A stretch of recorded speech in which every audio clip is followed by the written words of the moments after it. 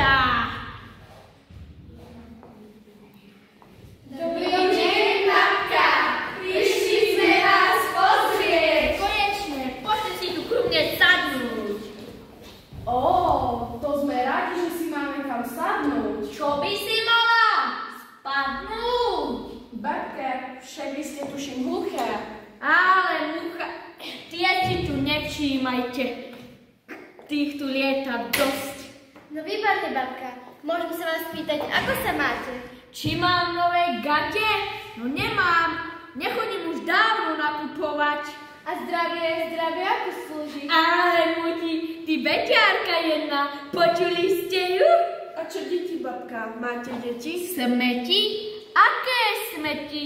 Však som tu teraz zametala. Čo nevidíte? Veď tu nič nie je.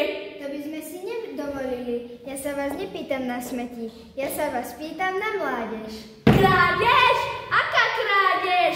Ukradli mi môjho psíka, repsíka, čo straží na záhrade. Pomoc! Ale žiadna krádež, žiadne smeti. Ja sa len pýtam, že či synov a dcery ste vychovali. Ach, synov, aj dcery, aj vnúčikov, aj pravnúčikov. Veru tak. No výborne, babka. Vaše roky svedčia o tom, že ste svedkom ohromného rozvoja. Á, technika.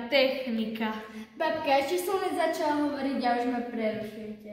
Ja sa vás pýtam na súčasnú techniku. Na etiku? Nie na etiku, ale na techniku. Á, na techniku. No minule mi priniesli z Brusu novú automatickú práčku. Fíha, tak vy máte automatickú práčku. Už povedzte mi niečo o tej práčke. O kačke? Tu už dávno nechovám, len na záhrade po nej neporiadok mám. Asi sme sa nerozumeli, babi. Ako sa tu... Nuž. Pozerám, vy ste celkom moderná žena. Zmena? Nastala nejaká zmena? Veď tu nové nič nie je. Áno, žiadna zmena. Vravím, že ste krásavica. Á, slivovica, tak teda pripijem si.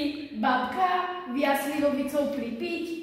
No poviem vám na tých vašich 99 rokov. Veru, ja už nerobím veľa krokov. Ja už mám 99 rokov.